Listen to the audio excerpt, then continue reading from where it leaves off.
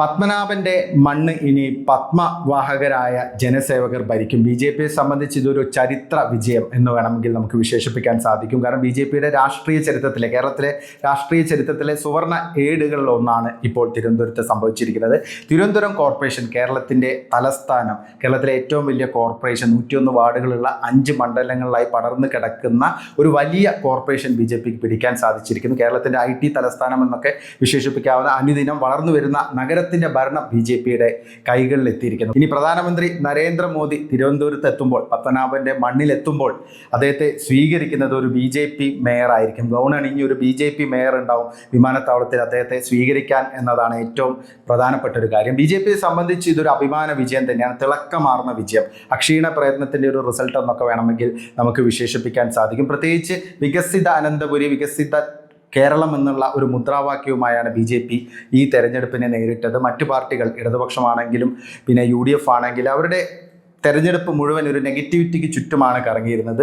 Negative ഇഷ്യൂസാണ് അവർ പൂർണ്ണമായും ചർച്ച ചെയ്തിരുന്നത്. പക്ഷേ ബി ജെ പി ഒരു പോസിറ്റീവ് പൊളിറ്റിക്സാണ് മുന്നോട്ട് വെച്ചത്. രാജീവ് ചന്ദ്രശേഖറിൻ്റെ നേതൃത്വത്തിൽ ഒരു പോസിറ്റീവ് പൊളിറ്റിക്സ്, തിരുവനന്തപുരം പോലെയുള്ള ഒരു നഗരത്തിന് പറ്റുന്ന രീതിയിലുള്ള വികസനം കൃത്യമായിട്ട് സാധ്യമാക്കാൻ പറ്റുന്ന വാഗ്ദാനങ്ങളൊക്കെ നൽകിയുള്ള ഒരു പോസിറ്റീവ് പൊളിറ്റിക്സാണ് അവർ മുന്നോട്ട് വെച്ചത്. അത് ജനങ്ങൾ അംഗീകരിച്ചു. ഒരു ആൾട്ടർനേറ്റ് ഫോഴ്സ് എന്നുള്ള രീതിയിൽ ബി ജെ പി അവർ ഉയർത്തി കൊണ്ടുവന്നു എന്നുള്ളതാണ് ഏറ്റവും പ്രധാനപ്പെട്ട ഒരു വസ്തുത. പിന്നെ എല്ലാ മേഖലകളിലും നല്ല പെർഫോമൻസ് കാഴ്ചവെക്കാൻ ബി ജെ പിക്ക് സാധിച്ചു എന്നുള്ളതാണ്. നേമത്തെ സ്വാധീന കേന്ദ്രങ്ങളിൽ, ശക്തി കേന്ദ്രങ്ങളിലൊക്കെ മികച്ച ഭൂരിപക്ഷത്തിനാണ് ബി ജെ പി സ്ഥാനാർത്ഥികൾ വിജയിച്ചത്.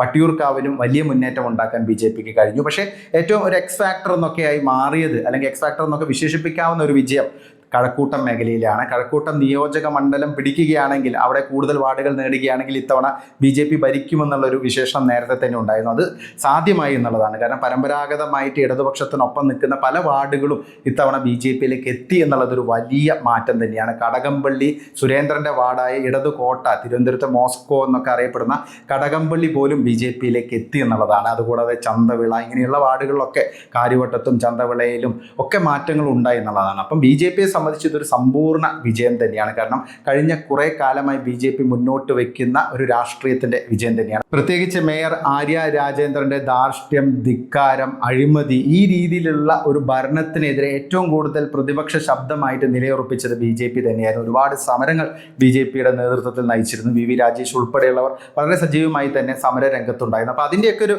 റിസൾട്ടാണ്. കാരണം ഈ ഒരു പ്രോസസ്സ് എന്ന് പറയുന്നത് ഒറ്റ ദിവസം ഉണ്ടായതല്ല, വർഷങ്ങളായിട്ട് ബി ജെ പി നടത്തിയ ഒരു പ്രയത്നത്തിൻ്റെ ഒരു റിസൾട്ടാണ്. പ്രത്യേകിച്ച് നമുക്കറിയാം കേരളത്തിൽ എത്രത്തോളം ബുദ്ധിമുട്ടുണ്ട് ബി ജെ പി പോലുള്ള ഒരു പാർട്ടിക്ക് വിജയിക്കുക എന്നുള്ളത്. ക്രോസ് വോട്ടിംഗ് ഉണ്ട്, അതുകൂടാതെ ടാക്ടിക്കൽ വോട്ടിംഗ് എന്ന് പറയുന്ന രീതിയിലുള്ള സംഭവങ്ങളുണ്ട്. അപ്പോൾ ഇതിനെല്ലാം മറികടക്കുന്ന രീതിയിലുള്ള ഒരു ഗംഭീര വിജയമാണ് ബി ജെ പി സ്വന്തമാക്കിയിരിക്കുന്നത്.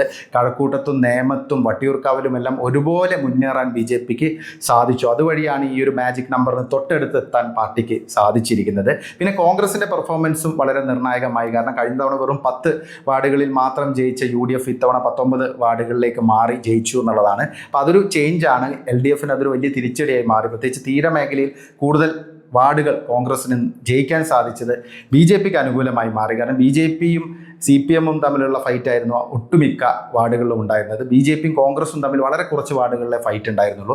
പക്ഷേ നേരെ മറിച്ച് ഈ LDFും UDFും തമ്മിലുള്ള ഫൈറ്റുകൾ നടന്ന പല സ്ഥലങ്ങളിലും UDFന് ജയിക്കാൻ സാധിച്ചു എന്നതും ബി ജെ പിക്ക് അനുകൂല ഘടകമായി മാറി. അപ്പോൾ ബി ജെ പിയെ സംബന്ധിച്ച് വലിയൊരു പ്രതീക്ഷയോടെ തന്നെയാണ് ഈ തെരഞ്ഞെടുപ്പിനെ നേരിട്ടത്. കാരണം ഊർജിതമായുള്ള ഒരു പ്രചാരണം ബി ജെ പിയുടെ ഭാഗത്തു നിന്നുണ്ടായിരുന്നു. RSSൻ്റെ പ്രവർത്തനം വളരെ സജീവമായിരുന്നു. കാരണം അവർ താഴെത്തട്ടിൽ വളരെ സജീവമായി തന്നെ ഇറങ്ങി എന്നുള്ളതാണ് ഏറ്റവും പ്രധാനപ്പെട്ട കാര്യം. അപ്പോൾ ബി ജെ പിയെ സംബന്ധിച്ച് ഇത് വളരെ പോസിറ്റീവായുള്ള ഒരു ഔട്ട്കമാണ്. കാരണം ഇനിയിപ്പോൾ നിയമസഭാ തെരഞ്ഞെടുപ്പിന് വെറും മാസങ്ങൾ മാത്രമാണ് ബാക്കിയുള്ളത്. അപ്പോൾ ഈ ഒരു സാഹചര്യം, ഈ ഒരു ഭരണത്തിൻ്റെ കീഴിൽ നിൽക്കുമ്പോൾ, അതായത് കോർപ്പറേഷൻ ഭരണത്തിൻ്റെ കീഴിൽ നിൽക്കുമ്പോൾ സ്വാഭാവികമായിട്ടും ജനങ്ങൾക്കിടയിലും അതൊരു സ്വാധീനം ഉണ്ടാകുമെന്നുള്ള കാര്യത്തിൽ തർക്കമില്ല. അതുകൂടാതെ തന്നെ കൂടുതൽ വികസന പദ്ധതികളൊക്കെ കൊണ്ടുവന്ന് പെട്ടെന്ന് തന്നെ തിരുവനന്തപുരത്തിൻ്റെ ഒരു മുഖച്ഛായ മാറ്റാൻ ബി ജെ പിക്ക് സാധിക്കുകയാണെങ്കിൽ അതൊരു വലിയ നേട്ടം തന്നെയായിരിക്കും. പ്രത്യേകിച്ച് നേമം, അതുകൂടാതെ വട്ടിയൂർക്കാവ്, കഴക്കൂട്ടം, കാട്ടാക്കട, ഇത്തരം മണ്ഡലങ്ങളിലെല്ലാം ബി ജെ പിക്ക് നല്ല സാധ്യതയുണ്ട്. ഏറ്റവും ചുരുങ്ങിയത് നേമവും വട്ടിയൂർ വട്ടിയൂർക്കാവും പിടിക്കുകയാണെങ്കിൽ അത് BJPക്ക് വലിയൊരു പൊൻതൂവലായി മാറും അടുത്ത നിയമസഭാ തെരഞ്ഞെടുപ്പിൽ എന്നുള്ള കാര്യത്തിൽ സംശയമില്ല. അപ്പോൾ ആ രീതിയിൽ നോക്കുകയാണെങ്കിൽ ഇതൊരു മൾട്ടി ഡയമെൻഷനുള്ള ഒരു വിജയം തന്നെയാണ്. പിന്നെ രാജീവ് ചന്ദ്രശേഖർ എന്ന് പറയുന്ന സംസ്ഥാന അധ്യക്ഷൻ്റെ ആ ഒരു പോസിറ്റീവ് പൊളിറ്റിക്സിനുള്ള ഒരു മാൻഡേറ്റ് കൂടിയാണ്. കാരണം വികസന രാഷ്ട്രീയം മുൻനിർത്തി തന്നെയാണ് അദ്ദേഹം തെരഞ്ഞെടുപ്പിനെ നേരിട്ടത്. ആ രീതിയിലുള്ള ഓറിയൻറ്റേഷനിലൂടെ പാർട്ടിയെ മുന്നോട്ട് നയിക്കാൻ അദ്ദേഹത്തിന് സാധിച്ചു എന്നുള്ളതാണ്. അപ്പോൾ എന്തായാലും BJPയുടെ ഈ ഒരു വിജയം ഒരു വലിയ വിജയം തന്നെയാണ്. കാരണം അഹമ്മദാബാദ് മുനിസിപ്പൽ കോർപ്പറേഷൻ പിടിച്ചതിന് ശേഷമാണ് BJP പിന്നീട് ഗുജറാത്തിൽ ഭരണത്തിലൊക്കെ എത്തിയത്. അപ്പോൾ അങ്ങനെ ഒരു എപ്പി സെൻറ്റർ എന്നൊക്കെ ഉള്ള രീതിയിലുള്ള ഒരു വിജയം തന്നെയാണ് BJP ഇപ്പോൾ നേടിയിരിക്കുന്നത്. അതും തിരുവനന്തപുരം പോലെയുള്ള അത്രയും വലിയ രീതിയിൽ മാറ്റങ്ങൾ നടന്നുകൊണ്ടിരിക്കുന്ന ഒരു നഗരം, IT തലസ്ഥാനം എന്നൊക്കെ പറയുന്ന ആ തലസ്ഥാന നഗരി പിടിക്കാൻ ഭാരതീയ ജനതാ പാർട്ടിക്ക് സാധിച്ചിരിക്കുന്നു എന്നുള്ളതാണ്. ഇത് ആത്മാർത്ഥതയുടെയും ഹാർഡ് വർക്കിൻ്റെയും ഒക്കെ ഒരു വിജയമാണ്. അനേകായിരം പ്രവർത്തകരുടെ രാവും പകലുമുള്ള അധ്വാനത്തിൻ്റെ ഒരു വിജയം കൂടിയാണ് ഇപ്പോൾ BJP സ്വന്തമാക്കിയിരിക്കുന്നത്. എന്തായാലും ഈ ചരിത്ര വിജയം ആഘോഷിക്കുന്ന ആ ഒരു ആവേശത്തിലാണ് കേരളത്തിന് പുറത്തുള്ള BJP പ്രവർത്തകരും, പ്രത്യേകിച്ച് ദേശീയ മാധ്യമങ്ങളൊക്കെ വലിയ വാർത്തയായിട്ട് BJPയുടെ ഈ തിരുവനന്തപുരം കോർപ്പറേഷനിലെ വിജയം മാറിയിട്ടുണ്ട്.